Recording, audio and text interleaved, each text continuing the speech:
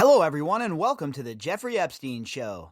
I'm your host, Bobbycapucci, and this is a morning update. Before we get into our article today, I just want to touch on the fact that the French authorities are now talking about the Joe Exotic of the Windsor family as a witness in France as well.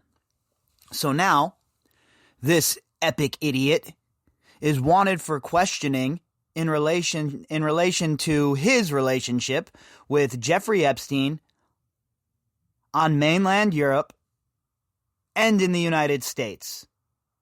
You would think that the United Kingdom would be all over an investigation as well, but we know how that's going, and we know how that's going to go, obviously, in the UK. It would be nice to see Andrew have to answer questions in the UK as well, but I think that this situation in France might put a little bit of pressure on him, more pressure than what's going on in America. Now, you know that England and France are connected at the hip, basically. And I'm sure that they have a different kind of relationship, right? The governments of England and France. So I wonder, with pressure being put on from France and America, if that will spur the English into pressuring the royal family to make the Joe Exotic of the Windsor family available for questioning. Now, I'm going to go a little bit deeper into this whole entire topic later on tonight on the Daily Drop, but I haven't been able to get enough information to do a proper segment on it yet. So we're gonna do that later on tonight. We're gonna dig deeper into this topic, but I just wanted to touch on it a little bit so that if you folks weren't aware, some of you out there that are listening, that way you can go and get hip to the situation, and then you'll be prepared for what we have coming down the pipe later on. All right, so our article today, however, is another one that brings a smile to my face. Not very many of those in this case, are there, folks? But when we're talking about the raising of the House of Horrors in Palm Beach, yeah, you'll definitely get a smile from me and a nod, because that place has to be destroyed. It has to be torn down. All of these properties. Now, I know that would be a bit difficult in New York, considering the way that those properties are built and how that architecture is put into place there. But the rest of these houses, the one in New York, the one in Florida, and the one in New Mexico for sure, should be razed, knocked to the ground, and maybe even salt the earth the same way the Romans did in Carthage. That's how disgusting Jeffrey Epstein and his behavior was. But now the town of Palm Beach has given its okay for the mansion, Jeffrey Epstein's mansion, to be razed, meaning to be knocked down and the property to be used for a new structure. So the town has given their okay, and as soon as the finer details of the sale are finalized, then the purchaser will be able to go in and completely and utterly decimate the remaining shell of this House of Horrors. And they should put it on live TV when this house gets knocked down, or a live stream or something. I'd tune in for sure. This article is from the Palm Beach Daily News. Headline: Exclusive. Town okays raising Jeffrey Epstein's infamous mansion in Palm Beach. A developer has the late convicted sex offender's mansion under contract and plans to build a house there on speculation. This article was offered by Daryl Hoffhines.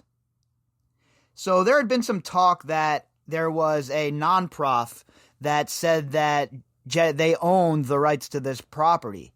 So I haven't really been able to find too much more information on that besides just a scratch of the surface. So that's why I haven't added it to the catalog. But I'm still trying to nail down a few of the particulars in that story before we add it to the catalog to make sure that it's something that has some legs. But there is some talk that there's a non-prof that's saying that they are the actual owners of this mansion. But I don't know how much validity I give that claim, right? Again, we're talking about Jeffrey Epstein. We're talking about a situation where there are some bombastic-ass claims coming from many quarters. So we have to really be on our toes and make sure we have a guard on duty to safeguard what is going in and out of our Jeffrey Epstein minds. A Palm Beach board has Daryl Hoffhines, that was the author, in case I forgot. A Palm Beach board has approved the demolition of the lakefront mansion that was home to the late convicted sex offender, Jeffrey Epstein. The disgraced financier, pedophile, regularly assaulted underage girls at the house, prosecutors have said. Not only prosecutors have said, the police have said, every girl that was there for the most part has said the same thing, and the witnesses that have seen the girls come and go, the girls that have actually been abused, who have come forward and said that they were abused. So we're not just talking about he said, she said here. I want to reiterate that. If that was the case and that was what was going on in this situation, I wouldn't even be talking about it, honestly. When there's that kind of gray area in serious allegations such as these, I think that the best approach is to see how it all plays out. But when we're talking about this situation, with all of the evidence that we have seen from decades now, and all of that evidence built up and spiderwebbed together, and when you start putting those pieces together, the picture most certainly emerges. So we're not just going on what one prosecutor might have said. We're talking about federal, state. Everyone who's ever been involved in this case, for the most part, has looked at it and said it was an absolute gross miscarriage of justice.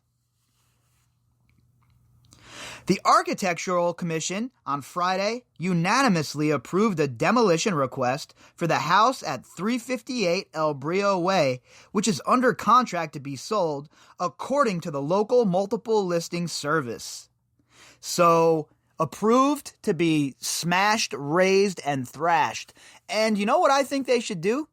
I think that the person who bought the house, Mr. Glaser, should send out an open invite to all of the survivors to come and get geared out, put on all of the proper protection gear, helmet, glasses, and then, if they'd like, they can grab a sledgehammer and they can go do some work on destroying this house themselves. Let them go inside and destroy some walls. Let them go into the old bedroom where they were abused and smash a dresser. I'll tell you what, that kind of thing, it helps, right? Getting out your emotions like that. That's why places like the dish smashing place is so popular. Or the place where you go in and it's set up like an apartment and you get to wreck the joint. That shit has therapeutic value, in my opinion. Maybe I'm just angry. But anyway, I think that these survivors should be offered that choice. What do you guys think about that? How about that as an option? I know that if I was somebody who was abused at this house and I was never able to get the justice that I know I deserve, and the option was presented to me to come and destroy a bit of this house during the raising, oh hell yeah. I'd be showing up with a pair of gloves on, some Oshkosh Bagosh overalls, some boots, some gloves, and the willpower to destroy. The two-story house was a consistent focus of the complex legal cases involving Epstein, who authorities said committed suicide in New York City in August 2019, while in custody facing federal criminal charges of conspiracy and sex trafficking. Allegedly committed suicide, by the way. And yeah, this house was a huge focus on the story. How many girls have said that they were abused in this home? How many hundreds of little high school girls were abused in this home. And when I say high school girls, folks, remember, I don't mean 17-year-old girls who are, seniors or anything like that. I'm talking about 14-year-old girls, 15-year-old girls, 16-year-old girls, and yes, even 17-year-old girls, right? Because that ain't cool either. My point is, though, we're talking about 14-year-old girls in this case in Palm Beach. And this house standing still, this house still being there in the community is an eyesore and a black eye to everybody who lives in this community. So I'm not shocked that they would give the okay to knock this place into oblivion, right? I totally would have done the same thing if I was on this board. That vote came up before me. I would have been like, yep, let's knock this mother effer down. What are we waiting for? Because, look, you might not be able to erase what occurred and change it for the girls who experienced it. But what you can do is show that you're going to be proactive moving forward. And it doesn't fix the wrongs from the past. Nothing can fix that.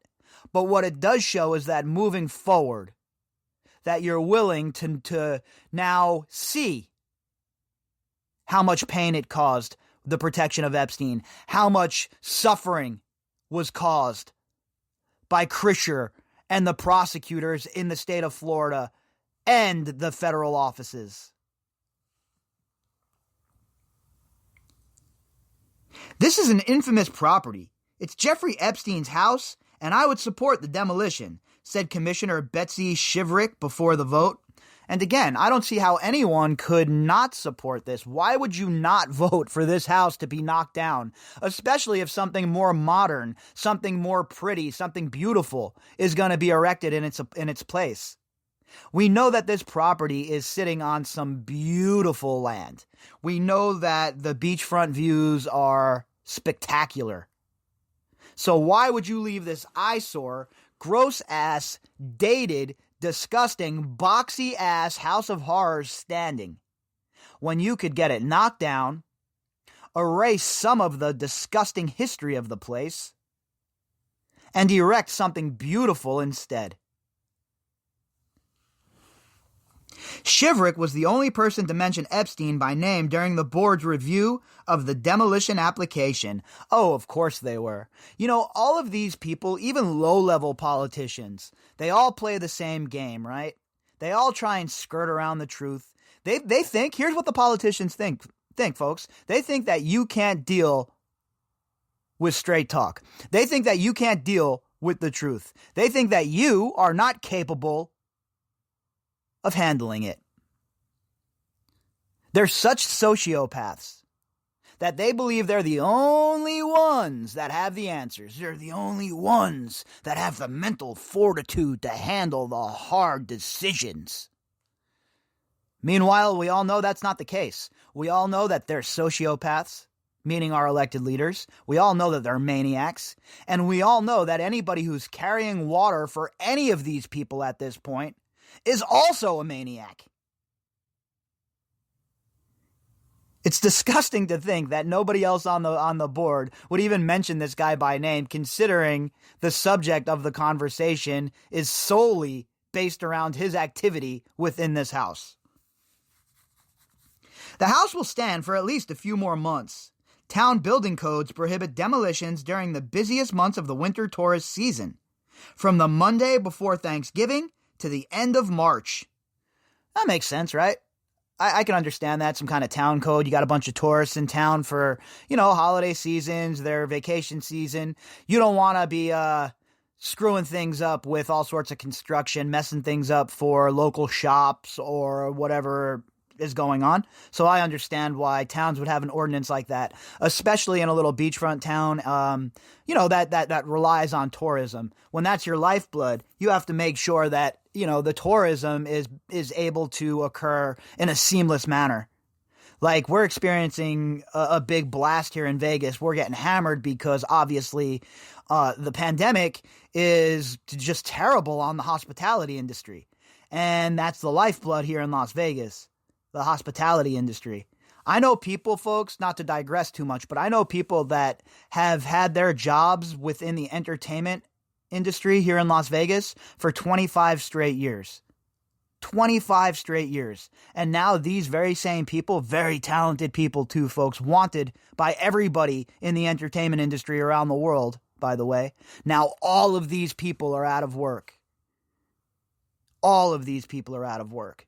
So I get the whole tourist thing and how important it is to make sure that it's safeguarded for sure. The property is owned by Laurel Incorporated, a company that was controlled by Epstein and registered in the U.S. Virgin Islands.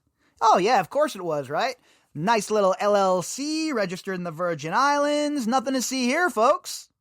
Oh, that's not my money. That's I don't know where that money came from. That's stashed offshore somewhere. Oh, I don't know. Just magically appeared. It's like a chia pet.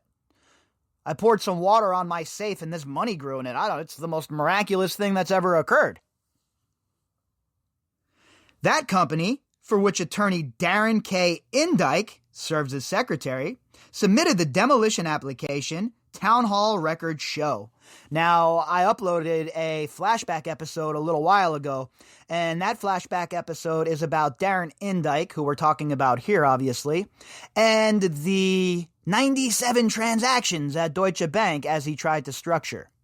Now, that episode was the Daily Drop 300, so I don't know, a while back, a few months ago, but I knew I was doing this article this morning, so I wanted to drop that as well to add even more context. So if you're just listening to this article right now and you haven't checked out the flashback article I posted earlier, go ahead and listen to that as well if you haven't already, and it will add more context about Darren Indyke.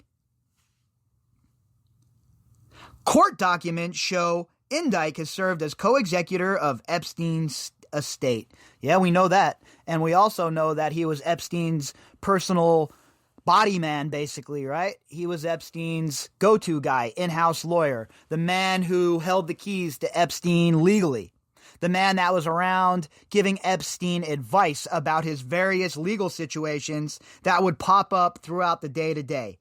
And the man that was by Jeffrey Epstein's side when all of these LLCs and offshore money hiding operations were put into existence. The house is under contract by Palm Beach and Miami developer Todd Michael Glaser. He has told the Palm Beach Daily News he plans to replace it with one he will develop on speculation for sale. Glaser, who couldn't be reached Saturday, has not disclosed the closing date for the sale. And remember, at first it was on the market for like $22 million, I think, $24 million, something like that.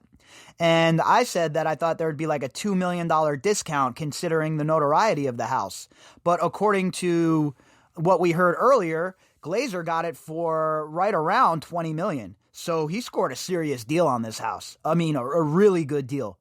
And if you have that kind of doski and you can speculate and build new houses and flip them, you can make so much money, an obscene amount of money to be made in the real estate world.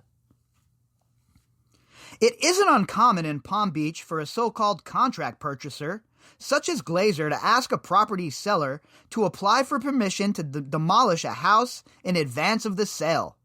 Yeah, that makes sense, right? A lot of stuff happens like that when you're purchasing any kind of home. All kinds of back and forth going on. The people who are buying your home might want to have you add something or, whatever it may be. You have an inspector come in, finds out something's wrong. So this kind of stuff definitely happens before you purchase a home. There's no doubt about that. But a demolition request, that's kind of cool. I love reading that. Every time I read that this place is going to be demolished, I get a little bit of a smile on my face. Considering we don't have very much good news in this case for the most part, it's always nice when we can report here something that I know all of you folks out there will enjoy with your cup of coffee. Demolition requests in Palm Beach are routinely approved by the Architectural Commission, a volunteer board tasked with reviewing the architecture for new houses and buildings and other construction projects. I think more of that should occur. Civilian volunteer oversight when it comes to politics and commissions and our federal government even. There needs to be more oversight from us, the citizens, because I don't trust these people to not steer the boat into the reef. I have lost all faith in not only the institutions that have, held the glue of they've been the glue that holds the country together for years, but I've lost faith in the very people who populate these institutions. So a little bit of civilian oversight would go a damn long way, in my opinion. The Epstein house, with 6 bedrooms and West Indies-style architecture, stands on a lot measuring nearly 3/4 of an acre with 170 feet along the Intracoastal Waterway in the town's estate section. I would be out on that waterway with a fishing pole, a cooler, one of them goofy-ass fishing hats, some flip-flops, and a radio every single day of my life. If I had a property like that. I mean, imagine having all this money, all this privilege, all of this ability to do whatever you want whenever you wanted to do it. And this is how you chose to live your life? This is how you chose to spend your vast fortune destroying others' lives instead of enriching others' lives? And the sad part is, folks, most of these people in so-called polite society are no different than Jeffrey Epstein. I'm not saying all of them are abusing children, right? I'm talking about the mentality, the way they go about their lives, the way they look at the rest of us. A handful of oligarchs should not be in control of our whole entire world. The house and outbuildings have a total of 14,223 square feet, property records show. The property entered the market July 23rd with a price of $21.995 million, and Glaser put it under contract November 3rd, according to the local multiple listing service. All right, so it was $21.995, $22 million. And I believe his price was $19 million-ish. So again, old boy scored a fantastic deal. And like anything else in life, money talks. You show up with a cash offer to close on a house, you're moving to the front of the line. Believe that. Real estate agent Kerry Warwick of the Corcoran Group has the listing and has consistently declined to discuss the property with the Daily News. I don't doubt that, right? Why would she want to get involved in this hubbub? If I was her, I'd be steering clear of this shit too. I wouldn't speak to the news. I wouldn't speak to anybody. At the end of the day, she's just the agent, right? She's not anyone who's involved with Jeffrey Epstein or the estate or involved with abusing kids. So she's just trying to do her job. She has a job to do. Her job is to sell this house, so that money goes into the fund for the survivors. So I get why she doesn't want any of the extra BS, and I don't fault her for that. I'd probably take the same approach if I was her. She really has nothing to do with the situation per se. Broker Lawrence Moens of Lawrence A. Moens Real Estate is representing Glaser in the sale. Moens was unavailable for comment. Yeah, it's the holiday season. You think rich people are sitting around waiting for comment?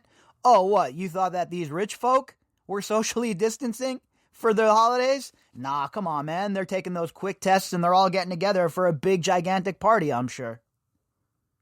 Designer Daniel Menard of LaBerge and Menard presented Friday's demolition request to the board. 3 structures, Menard said, will be razed, including the main house, which was built in 1952 and designed by the late society architect John L. Volk. 1952. What sort of asbestos is in those walls? I wonder if they're going to have to tent this property when they knock it down to remodel it, because we know that asbestos was used back then at a heavy clip, and I'm sure that it hasn't been removed. Well, then again, you know what? Who knows? I'm sure Epstein did a remodel at some point, so maybe that's not even a factor. The house underwent a major renovation in the mid-1990s, Menard told commissioners. Well, there you go.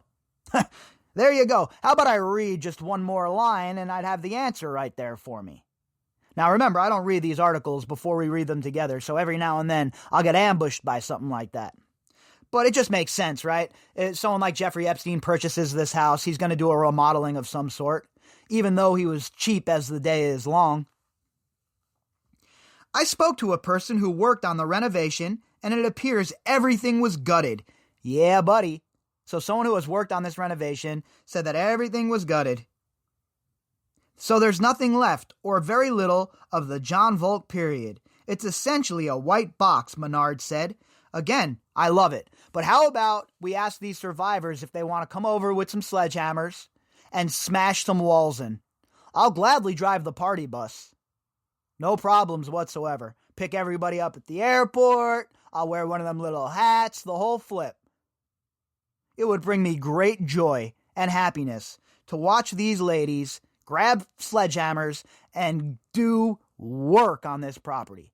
I swear to you, if I had the money to buy one of these properties, folks, I would buy it and we would have the world's largest party right before we destroyed this shit. I would buy Zorro Ranch and I would throw a party that would make Burning Man blush. And you would all be invited on my dime and we would... a party like you ain't never seen before. Everybody would get a torch. We'd light that bitch on fire. The whole flip. It would be a great, great release for everybody. But considering that's about, $22 million out of my price range, it would be nice to see one of these rich people take a moment to think about the survivors and offer them the ability to come and do some shit like that. Also to be raised are the swimming pool, its cabana, and a separate building used by household staff. Architect Harold Smith of Smith & Moore Architects also spoke at the meeting. He represented a next-door neighbor whose concerns included ensuring that landscaping would continue to screen her property during the demolition and construction periods. And again, look, I know that sounds like somebody's just bitching and moaning, right? But we have to understand these people have spent millions of dollars on their properties. They don't want to look at some demolition sorry about that F-bomb, some demolition project as they're hanging out in their backyard sipping their mimosa. So I get that, and I understand why somebody would want their rights represented in a situation like that, because I'd probably be pissed too. I spend $25 million on a house. I'm sitting out in my backyard trying to, do some work or something, and there's this big smoke screen of nonsense going on next door. I'd probably be pissed too. Epstein paid $2.5 million for his estate in 1990. Palm Beach County Courthouse records show. In 2011, he transferred its ownership to Laurel Incorporated. And he did that to get himself more protection, right? To make sure that the property was a bit more protected, so that if people came after him, it would be harder to get to his assets. An independent compensation fund has been established for Epstein survivors, but it isn't clear how proceeds from the sale of Epstein's house in Palm Beach, his New York townhouse, or his other properties will be distributed. Claimants, creditors, and others are pursuing money from the estate, according to media reports. Oh, the creditors are circling like vultures. But, my humble opinion, the creditors shouldn't get $1 until the survivors do. You know why? The creditors are banks, and the creditors facilitated all of this nonsense. So you, bankster scumbag, modern-day slavers, can get to the back of the line. Epstein's New York townhouse is being offered at $88 million by the Maudlin Group. Epstein was initially booked in Palm Beach County in 2006 after police said he had sex with underage girls whom he paid for massage sessions at the Palm Beach house. In 2008, Epstein entered a controversial plea deal that led to his conviction on 2 state felony counts that included solicitation of a minor. Such a stupid-ass law. How can a minor even be a prostitute? And the person who put that law on the books should have to get waterboarded. That plea deal let him avoid harsher federal charges similar to the ones he was facing in New York at the time of his death, which authorities ruled a suicide by hanging. Allegedly. All right, well, this house is going to be a thing of the past, and it's going to be a fantastic thing once it's gone. Again, I really wish that some of these people that were buying these properties would reach out to the survivors' lawyers at the very least and see if these survivors want to come and help demolish these places. I know it's not much, and maybe it's just me and my love of destruction when it comes to stuff like this, but I think it would be a good release for these survivors. We could print out like some life-size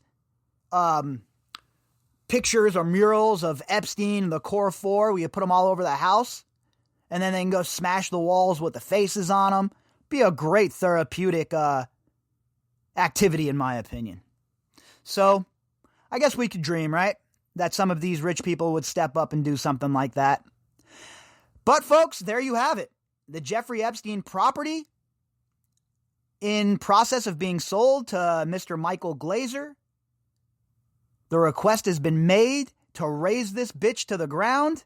The request has been approved, and now all we wait on is the sale.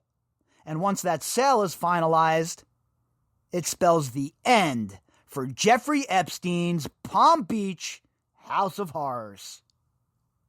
If you'd like to contact me, you could do that at bobbycapucci@protonmail.com. That's BOBBYCAPUCCI@protonmail.com. You can also find me on Twitter at BOBBY_CAPUCCI. All of the links that go with this episode can be found in the description box. And to everybody who helps keep the lights on around this joint, thank you folks very much. All right, everybody, I will be back later on with the daily drop, and we will pick up where we left off.